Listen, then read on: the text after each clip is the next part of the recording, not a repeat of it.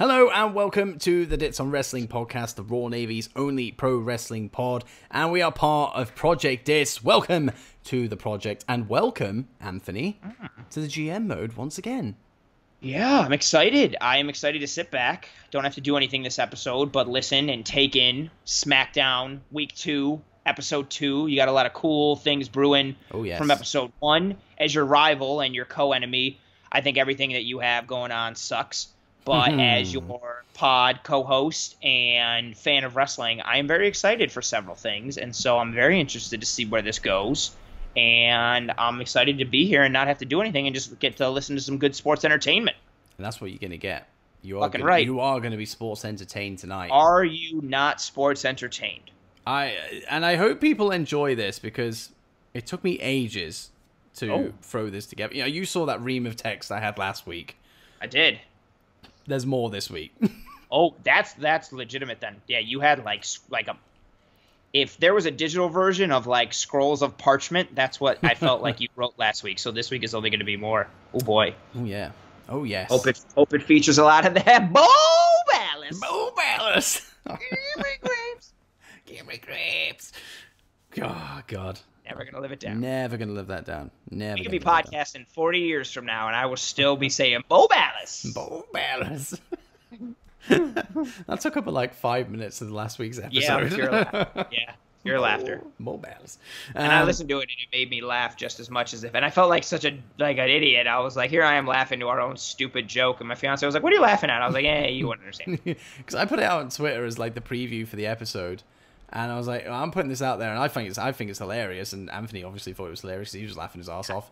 I was like, I've put this out there, and like people are gonna be like, why is this funny? Why are they laughing? Exactly. At Bo Ballas? It's funny to us. It's funny. That's all that matters. We book what we like. Yeah, we do. Yeah, we do. That's why you're gonna see a Velociraptor on Raw next week. Ooh. Coming for that title. Ooh. I'm only doing it for the merch. I want that Jurassic Park merch. Oh, that'd be good. Yeah.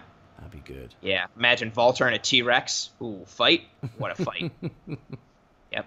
Velociraptor's good. You could do that. Your T-Rex would be your main champ. Velociraptors, a pair of them, would be your tag team champions. Nice. The Triceratops, I feel like, is the Intercontinental Champion of the dinosaur world. There you go. And that rounds it about out. Yeah. Again, but he's not like main card level. No, he's not. Because he can't rock with the carnivores like that. But you know, the T-Rex is the T-Rex. He's your champ, and yeah, I like that. Coming soon, Jurassic Park GM mode.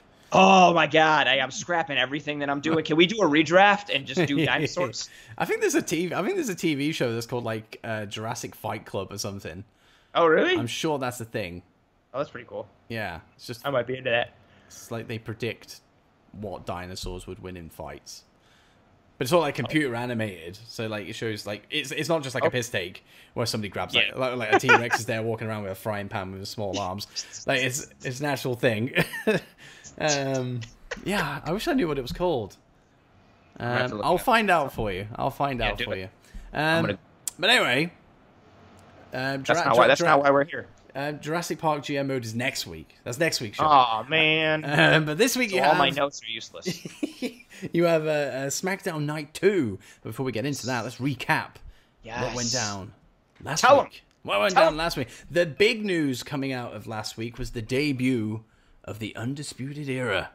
Oof. Of course, we traded that. Well, I drafted them as part of our coin toss. You heavily featured Imperium thus far on Raw. In a very great way, I have to say. And I unleashed the Undisputed Era last week, and they assaulted WWE Champion Drew McIntyre. In the same vein as they did back in NXT all those years ago. It was a nice little throwback. Callbacks, motherfuckers. It was brilliant. Yeah. Brilliant. Callback, throwback. Well, as your co-enemy, it was stupid and and contrived, and I've seen it before. But as a fan, I marked out. It was cool. I liked it. But the second biggest thing was when Bo Ballas faced off against Cameron Grimes. And they had a match, and then that fed into a little appearance by one Bray Wyatt. Yes. Actually, no, it was just a rocking chair.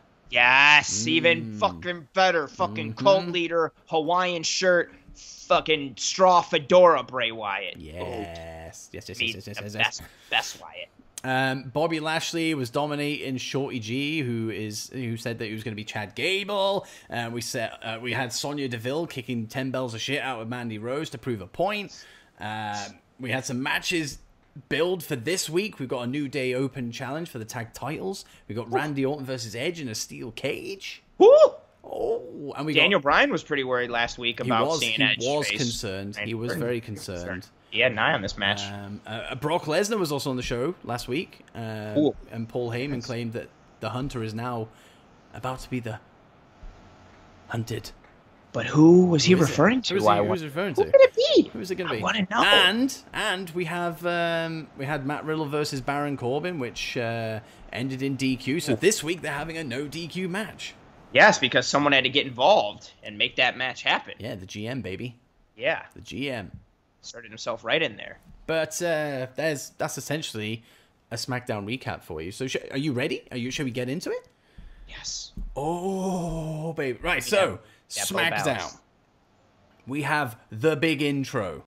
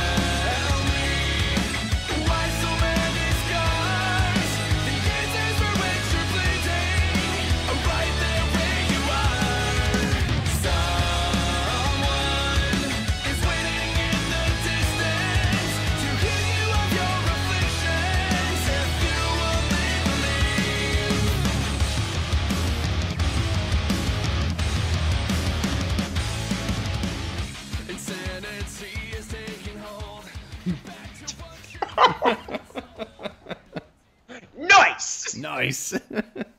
And we're kicking things off once again.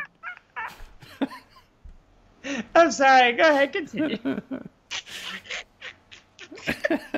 You have to have the video feed to understand what just happened there. Sorry. That was very good. That was better than what you did for when I did it for Raw. That was good. He gets it. We're kicking things off on SmackDown once again with a GM's address. Oh, you can't get enough. You can't get enough of Dits on SmackDown. So here we go. The GM's address for SmackDown Night 2. Last week on SmackDown, the network finally found itself some success. It was the most talked about episode of SmackDown in a long time, and already we are heading back to the golden years. Baby. However, I must address what happened at the close of the show.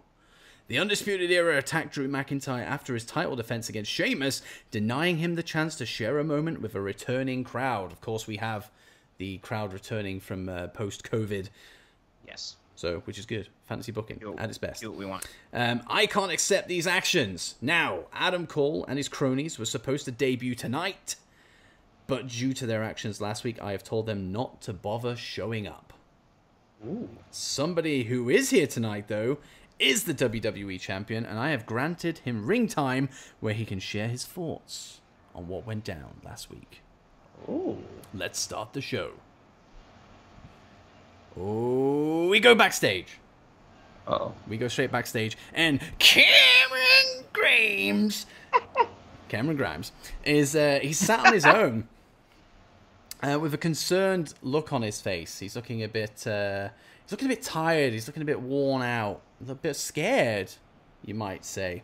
And Bo Ballas heads over to talk to him. Name change, by the way. He's now called Bo Ballas. Yes! Ballas! Yes! No, he's not. I'm joking. Damn. Fuck this show. Bo Dallas heads over to talk to him. And Bo says, look, I owe you a beating after what happened last week. He said, look, I'm just as freaked out by what happened last week as you are. Yeah. But Grimes at no point acknowledges Dallas's presence, and then starts to wear a vacant expression on his face. And Bo a little bit freaked out once again. Cameron Grimes is a quite intimidating man when he's just vacantly staring away. Think Dexter Loomis. Oh, but with Grimes. That 100-yard stare of emptiness. Yeah. Bo walks away with concern on his face. Oh, what's going on? Match 1. Matt Riddle versus King Corbin in a no disqualification match. Corbin makes his way to the ring, scepter in hand. Of course, he used that scepter last week to cause the DQ in the first place. He stands in the ring waiting for Riddle to appear. Then out of nowhere, he is hit in the back of the head by a rogue flip-flop. And no way! And turns to see where it came from. Are you sports entertained? I was going to say, I'm super fucking sports entertained right now. I love it. He heads to the ropes and looks out to the floor. But then Riddle slides into the ring behind him, flip-flop in hand. This is his right foot flip-flop. And begins to crack Corbin in the head with the flip-flop. Baron retreats, embarrassed by how this whole altercation has started. But the referee eventually gets him in the ring, and the bell sounds. And both men are very aggressive from that opening bell. Corbin is taking advantage of the weapons now available to him, while Riddle is enjoying using some rope-based submissions without having a rest count stop him because no DQ. It's been mostly Corbin, though, throughout this opening match, and after Riddle kicks out of a deep six onto a chair, Baron heads under the ring to grab chair after chair after chair after chair, and then a pile of chairs is now filling the ring. And Corbin goes to hit the end of days on said pile of chairs, but Riddle counters with a bro to sleep. Riddle is still reeling a little bit from that deep six that was hit on him, and then he staggers to the ropes. He suddenly finds himself being dragged out of the ring. And he gets turned inside out with a fucking brutal clothesline. Like, he doesn't just flip once, he flips about 6 times. He gets turned inside out. Flips and flops. He flips and flops. Yikes. Whoosh. Brock Lesnar is standing over him, smiling his big, ugly head off. I didn't say that to him. Just so you know. No, of course not. No. Paul Heyman barks, "Let the hunter be the hunted." Lesnar picks up Riddle and hits a German suplex into the plexiglass, which is still a thing. We have crowds, but it's still plexiglass. Because I like spots that go against the plexiglass because it sounds fucking great when it impacts. Yep, I like it too because they have it in hockey, and I like hockey, so yes. He then drags Riddle by the foot over to the announce desk and clears the announce desk. He hoists Riddle up and F5s him straight through that bad boy. Yikes. Heyman signals to Brock that they've done enough, but Lesnar eyes that big pile of chairs in the ring. He drags Riddle into the ring and lets his lifeless body fall to the ground. Corbin is now up, but retreats slowly out the ring. Of course, he doesn't want anything to do with Brock Lesnar. No, he's absolutely a pussy. Not. Brock is raging right now. He's in killer mode. You don't want to Rage be dealing Lesnar. with that. Rage Lesnar. No, he's like Super Saiyan level 2 right there. You don't want it. Yeah, so he retreats out the ring. His gaze is locked on Brock. If he turns around, Brock is getting him. Brock Lesnar then picks up Riddle and F5s him onto that huge pile of chairs. And after looking at his handiwork, he then looks over to Corbin before then heading up the ramp with Heyman. Baron gets into the ring and pins Riddle 1, 2, 3. Booyah. Yikes. We go backstage. Kayla catches up. Kayla catches up with Heyman and asks, why did Brock do that to Riddle? And Heyman says that anybody stupid enough to lock their crosshairs on his client is going to regret hunting the beast. And he walks away. Oof. We know that Riddle has been taking jabs at Brock Lesnar for many a year. Yeah. And now that's come back to haunt him. We remain backstage. And we're in the locker room where Orton is getting ready for his match tonight against Edge. Of course, he has a steel cage match in the main event. And Daniel Bryan comes in to confront him. Oh. He tells Orton that he understands that cage matches can be brutal, but there's no need to take it any further than that.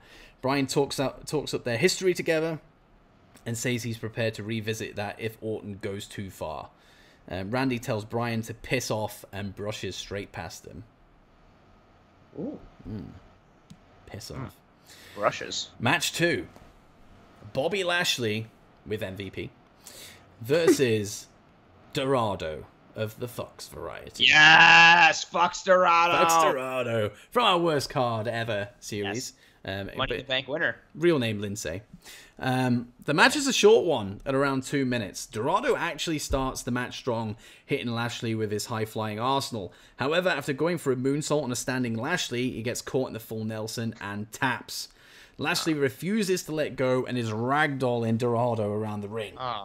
Dorado, of course, is accompanied by his tag team partner, Lucha House Party member Gran Metalik, who tries to make the save, but then Lashley drops Dorado and hits a brutal mid-air spear on Metalik as he springboards over to him.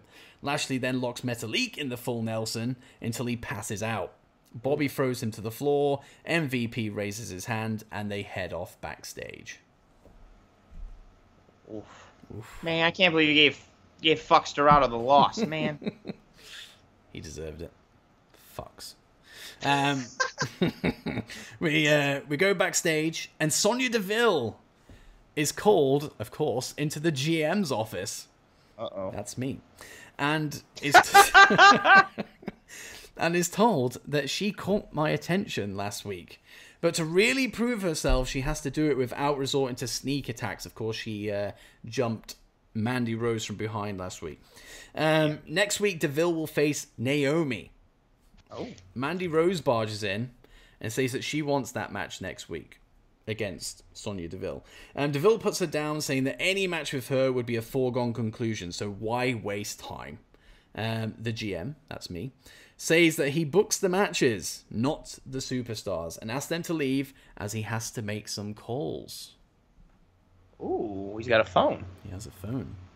We remain backstage and we see a reunited Kevin Owens and Sami Zayn, who are teaming together tonight to face Miz and Morrison following their altercation last week. KO thanks Sami for having his back and says that whatever happens tonight, he will return the favor. Uh-oh. Ooh. Promo in the ring. Promo match. Promo Backstage. That's how they are backstage announcing it. Like promo, Kayla, Gorilla, like match. GM's office. Bayley and Sasha head to the ring to brag about Bayley's hard-earned victory last week. They say that nobody can measure up to them, and they have all the gold to prove it. Mandy's music hits, and she says that if it wasn't for Sasha, she not only would have beaten Bayley last week, but would have also been able to avoid Sonya's attack. She challenges Sasha to a match tonight, but Banks refuses. Out comes the SmackDown GM. That's me. Who reminds Rose who makes the matches here. Besides, the card is already made, and you can't just add matches to the show on a whim. Yeah, fuckers. That said, he says next week, Mandy gets her wish. A member of the crew appears on stage and speaks in the GM's ear. He says and then the GM says, "I have business to attend to," and leaves. Oh, he's a busy man. Oh, quite the authority figure. You're really trying to get yourself over here. I like it. Match 3. Third match. Kevin Owens and Sami Zayn versus Miz and Morrison. Owens and Zayn have all the chemistry in the world and show it in the opening stages of the match, easily getting the upper hand with some good tag team psychology. Underhanded tactics by their opponents, though, turns the tide, and we have a hard-fought bout between the two teams. As they head to the closing stretch, Owens is in the ring off of a hot tag and is clearing house. He drops Miz in the corner and starts to back up to hit that signature cannonball. Zayn tags himself in. I knew it. Much to Owens' confusion and annoyance, and then hits a haluva kick on a now standing Miz in the corner, and he picks up the pinfall victory. Kevin Owens gets in the ring, still a bit perplexed, but Sami Zayn grabs Owens in celebration, and although they are raising their arms up in the air together and hugging, KO is visibly ticked off. They head up the ramp with Sammy particularly pleased about the ring, doing his usual zany dancing, running around thing, while Owens is still pretty fucking pissed. Ooh, the seeds have been planted. Promo! As granted by the general manager at the start of the show, Drew McIntyre's music hits for his promo segment. However, nobody comes out. Oh no. The cameras head backstage where Drew is being tended to by medical staff, and the GM is also there. Of course he is. Okay. Yeah, fucking course he is. Drew McIntyre is bleeding, struggling to move, and the general manager asks all the bystanders if they saw anything, but nobody did. He then calls over a member of the crew and demands that the security footage is brought to him so he can find out who did this. Ooh. Mm-hmm. So many segments. Match 4. Match 4. New Day. Open challenge. Open challenge. Yeah. For the tag team titles, as advertised last week, New Day will be hosting an open challenge tonight. A returning Xavier Woods will be teaming with Big E in their defense this evening. And they celebrate Woods' return and say they'll mark it with a victory tonight against any opponents. The Usos music hits. And out come Jimmy and Jay. They say that with all these returns, it's time to celebrate it like only New Day and the Usos know how and put on a hell of a show. And they do just that. It's a fantastic match between the both teams with bags of chemistry. Ultimately, New Day retain the titles after Woods hits his tightrope elbow drop on Jimmy for the win. They all share some mutual respect with each other. But all of a sudden, the lights go out.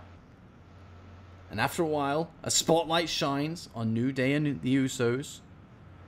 And then to a rocking chair on the stage where Cameron Grimes is sitting.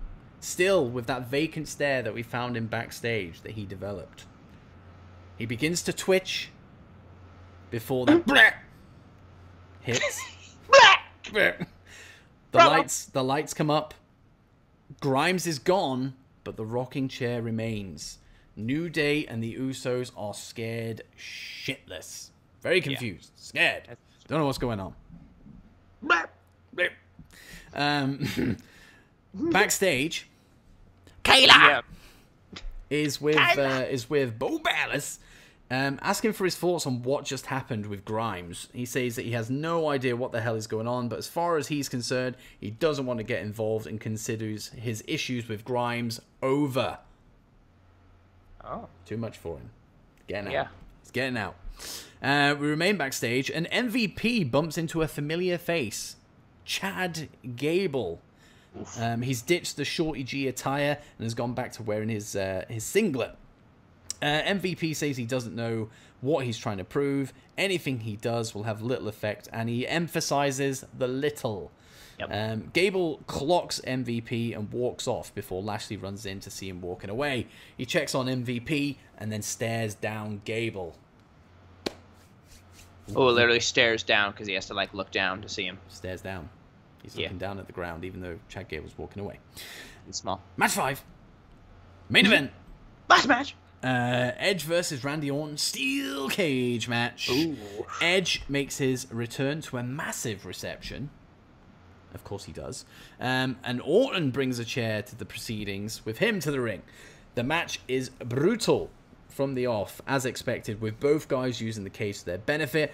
Edge is scraping Orton's face against the steel, whilst Orton is throwing Edge into the sides of the cage. Both guys are out to destroy each other. In the closing stretches, Orton goes for a draping DDT on the chair that he brought down to the ring at the start, but Edge low blows him and gets out of it. Edge then climbs to the top rope and spears a standing Orton. There's another callback to a certain thing. He did that once. Callbacks! Callbacks in sports entertainment, baby. After Edge recovers, he begins to climb the cage and gets his legs over the top and readies himself to drop down. Orton, however, is now back up on his feet and clocks Edge in the head with the chair. Oh, headshot, chair shot. Mm-hmm. Oh. Edge is now draped on top of the cage with his legs over the other side, but his body weight, his upper body weight, is keeping him on top. Orton then ascends the cage. Uh-oh. Mm-hmm. Oh, I really... Okay, no, sorry, continue. And he tangles Edge's arms within the structure so he doesn't drop out at any point. Orton climbs up and sits by a helpless Edge on top of the cage. He says how he never wanted this, but he was pushed to do it. And it's now time to close the curtain on your career for good. Orton stands up at the top of the cage, takes a few paces back, and prepares a punt on top of the cage. However, Edge manages to get an arm free and is able to push Orton down into the ring, and he is out. Absolutely out. And then Edge then gets to wangle out his other arm and drops down to ringside for the victory. Oh. Edge is pretty banged up, and he actually looks a little bit concerned for Orton, you know, considering the fall he just took. Because Orton's there. He's motionless. He ain't moving. Edge makes his way over to the ramp and drops to his knees. He is exhausted. A running knee strike to the head wipes him out. And he lays on the ground, eyes wide, distant. I know who it is. Standing over him. Yes. Is Tommaso Ciampa.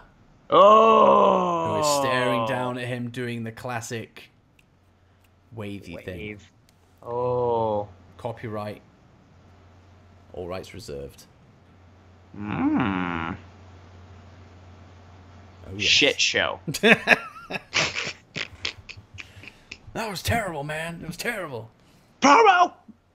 Bravo. Tyler! Sports entertainment. Are you not sports entertained? I liked it. Yeah. I liked the Ciampa bit. That was initially different. I changed that about 4 times today. Because originally I was going to have Orton punt Edge. Because I thought that is a fucking awesome spot. I wanted having it it at the top of the cage. But then I was like, that essentially takes Edge out for the rest of my booking. Yes. So I was like, I can't do it as much as I want to. Okay. So I'll at least tease it. Yeah. So maybe we can revisit that spot at some point. I feel terrible saying it, but I really wanted him to get fucking punted. Yeah. Like, really bad. I was like, yes, punch him! Because I was like, that's really inventive. I want to actually see him follow through with this. And then it just didn't happen. My initial thing when you said he was, like, draped over the top for a split second, I was like, oh, draping DDT from the top of the cage back inside? But I was like, no, he would die. Yeah. Like, actual death. Not kayfabe death. Like, he'd die for realsies. Like, you can't survive that. I was like, that's not possible. No. I like it. I like the Riddle Lesnar tie-in. Yes. I like how Bray is making his way into multiple things. I like the creepiness of Grames. Well, he is Grames now. You refer to him as Cameron Grames, so I'm running with it. Grames. Cameron Grames. They took his job. I like that. Yeah, like the distant stare that he has going on, and like the vacant look in his eyes. Feel good for Gable. Mm-hmm. Getting some respect for himself, and I like that end. A little Ciampa on the show. Not an expected way to be closed out. Nice running knee, cool wave. What happened to Drew? Who was on the phone with the GM? What's the pressing matter that the crew member talked to him about? How come the GM keeps finding ways to involve himself in everything? I'm intrigued. I like it. I play a big part going forward. Yeah, I can imagine. Yeah. You played a big part thus far. Yeah, I was more present this week actually. I was actually involved directly in storyline this week. Yeah. So, just wait for next week. Over. Just you wait for next week. You're what's wrong with the business. You're like Cody Rhodes, booking yourself. You're gonna book yourself to be champion next week. Sickening. So then I fight Drew. My music hits. And I win the belt. I actually don't have any matches advertised for next week. Obviously, I did with the last show, but not this time around. It's going to be a fresh 5 set of matches that nobody knows about. Nothing plugged. A lot of open-ended things. Ironically, I too didn't have anything that directly resulted in no, next week we'll see this versus this. I think you also did sort of episode 1 for each of us was like that foundation set. And now we start to build a little bit and transition into some more things. I like where you're going. I wish I didn't, because you're reminding me. No, I'm pretty chuffed with that. I'm pretty chuffed. And we'll see what the Dowpod Observer has to say when he drops his little newsletter soon. Did he give you... He didn't rate your last week's episode, right? Yes. He did? Yes. What did he give you? Don't know. You do know. Not at the point of recording, no. What No, not at the point of recording. I don't know yet. Peek behind the curtain. I know you got 3.5 stars. Yeah. I'm waiting to hear what I had. I guess I'll take. It's good for a show. Yeah. Yeah. And we'll revisit and I'll make sure that I actually listen to the episode prior to recording so I know what the rating is. Oh, there's a moth in here again. This guy, for everybody at home listening, Dits is opening skylights in his place and refuses to, 1, close them, or 2, put a fucking screen up. So he is attacked by moths literally every show. This isn't a joke. This isn't a ploy for funniness right now. He literally was like suicide bombed by a moth, much like he was last week when about 3 of them came out of nowhere and came for the light on the computer. Hey, that's who you need to book. They have a strong day. They're like the Undisputed Era. And yeah, they have a very good stable. You should book them against Undisputed Era. Silence of the Lambs. Silence of the Moths. Stable name. There we go. Oh dear. Moth Rose. Mothmen. Mothmen. That was a good movie. Session Moth. Ooh. She's the leader. Project Moths. They're taking over. Shit. But I like it. I like it a lot. Yeah, we're going somewhere. We're going places. I would hope so. We're getting there. And of course, we're back. You have the honors once again in 3 days' time. I do. Quick turnaround. And I can't wait. Genuinely, I enjoyed your Raw. Thank you. But I think I enjoyed my SmackDown, a little bit more. Well, I mean, I might be biased. No, I mean, yeah, of course. I think, like, you, how do I put this, like, nice? I have an exquisite palate, and yours is, like, shit. So, obviously, it's easier to, like, impress. Touché. I tried to soften it. Yeah, that's not soften it. That is Here, not soft scoop. Let me try again. You suck. No, just kidding.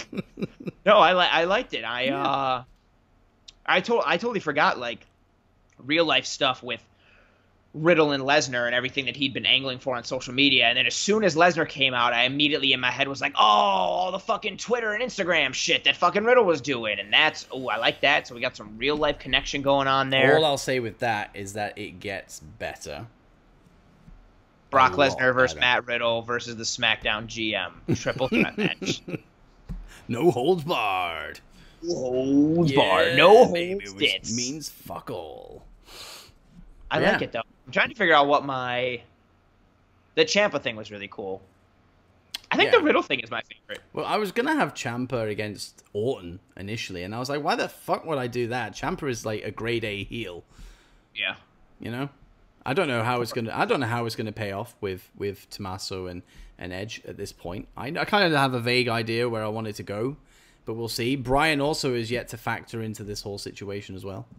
I know where I want it to go. Oh. I can tell you right now what I want to see happen. What do you want to see happen? You want me to tell you? Yeah. I won't give it away if this is the way I'm going.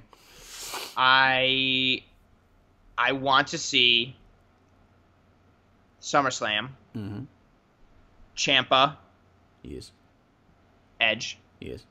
Some sort of hardcore match. Ooh. Some sort of thing where Ciampa has the advantage and he's going to put Edge's lights out and it's over.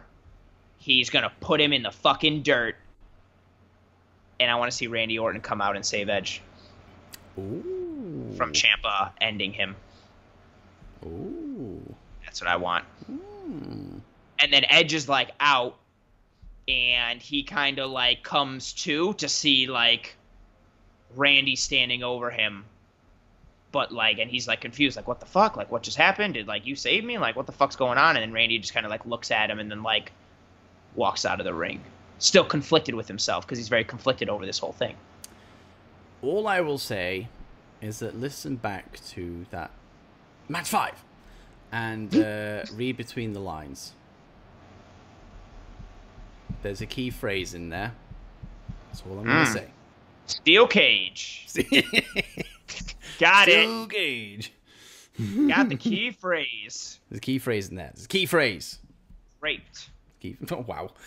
That's the key phrase. Drapes. There's going to be drapes and curtains. Drapes and curtains. Tommaso Ciampa versus Edge in a drapes and curtain match live on HGTV. Who's the better decorator? That's actually a really good idea for our worst card ever. So. Oh, that is a fucking really great idea. Damn it. We have so many that we're not doing that anymore. All these like amazing worst card ever. They're all banged. They're all banged. Fuck. Save it all. But that is SmackDown in a nutshell. SmackDown Night 2. Again, you know, we do have... Thank you. We have Raw again in 3 days' time. And in between that, we have the Dowpod Observer throwing out a review for SmackDown. And then we go again. We go around. Keep going. Going around the boy. bunnies. Yeah. Keep going and going and going and going. Can't wait. Can't stop, won't stop. It's good stuff. It's good stuff that we got going on here. Now, before we go, Anthony, the floor is yours. Plug. Thank you so much. This episode has not been focused on me, and I've been very upset having to sit in the darkness. I want the spotlight on me at all times, and now I get my moment in the sun. I am Anthony, the better-looking of the two of us, co-host of the Dow Pod. The camera reaction is what gets me. I am Anthony, co-host on the Dow Pod, Raw general manager for the GM Mode series that we are doing, and I am also the host of my own solo podcast titled Wagons and Warpaths. It is a weekly Buffalo sports talk podcast focusing on the Buffalo Bills of the NFL and the Buffalo Sabres of the NHL. Find me on Twitter. Come on, stop fucking. You're a fucking piece of shit. Controlling me over there on the fucking camera.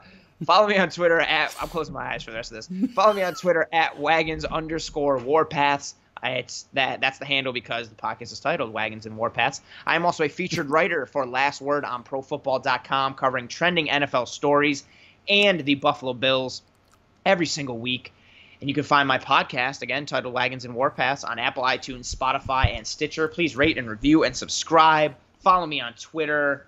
Tell all your people in your circle about it. Make them listen to it or threaten to not be their friend anymore. Threaten to leave the family. Again, basic level podcast and Twitter engagement stuff. Yeah. And do that. Do listen to this stuff. Do go and check out his writing and go and follow him on Twitter. All these things can take as little as 5 seconds. Yeah. Thank you for that. Well, the follow can obviously listen to more of the episode. Yeah, listen to the whole episode. Yeah, that'd be awesome. 5 seconds will probably take you about 6 words into an article that he's done. So you give it more time for that. But 5 seconds to follow. That's dedicate your day to me. Just one day a week. There's 6 other days. Just dedicate one. Like I always say, it's good to clean to. Yeah. So that's great. I don't know if that's I still am trying to figure out. It is. I appreciate the kind words after you were miming a whole bunch of shit at me as I tried to say that. So appreciate you. Piece of shit. Yeah, that's me in a nutshell, really. Yeah. So you can find me at Project Dits. No longer at Dits on Wrestling, at Project Dits over on Twitter. If you do search for at Dits on Wrestling, it is actually my backup account now to Project Dits because I didn't want to lose that handle. So I played it smart. I did that with my old handle. Yes. See? We're clever. Smart. We're clever. We are. See the way we're fucking thinking here. So at Project Dits on Twitter. Head over to YouTube. Subscribe to the YouTube channel, Dits on YouTube. I don't know if I'm at 100 subscribers yet. Of course, we're recording this about 5 days in advance. But I'd like to think at this point we're at 100 subscribers. So be a part of that growing trend. We are growing. We're going in the right direction. I live stream on there every Wednesday, every Friday. Yeah, we have a good time. Yes. We have a good time in the streams. And then there's everything like around that as well. You know, whether it be podcast episodes, gaming stuff, whatever. And there's a lot of stuff coming to Project Dits. Of course, guest podcast, Justin the Melts is doing his Dowpod Observer. So he's the first guest pod we've had. Dits on Gaming is coming to Project Dits soon as well. Anthony's coming on for that. Fucking right. Soon to be announced stuff as well. And we have merch. Head to TeePublic, search for Project Dits, and you can bag yourself for a price, of course. A t-shirt, a mug, a pillow, a notebook, a magnet, a sticker, a cushion, an SUV, a truck, a forklift, plenty of merch. An 8-year-old woman. Get yourself a Project Dits forklift. Everyone needs it. When you're milling around the house. Everyone needs it to handle all the content that I've got throwing them. Oh, well played. Some heavy lifting with that. Yeah, baby. I imagine the Project Dits forklift is literally just a regular forklift, but you put a small Project Dits sticker on it. You're like, it's a Project Dits forklift. Which was paid for on TeePublic. Smart. Yeah. You're smart. I like your business strategy. Yeah. That's what smart I do. Britishness That's what I do. That's what I do. It's fucking red, isn't it? That's what I do. It's fucking red, isn't it, mate? Fucking red, isn't it? But apart from that, I'll see you. Well, Anthony more so because it's his show. We'll see you in 3 days' time for Raw Night 3 already. That's crazy. Raw Night 3, and have yourselves a great weekend. And I'll see you on the other side. Goodbye.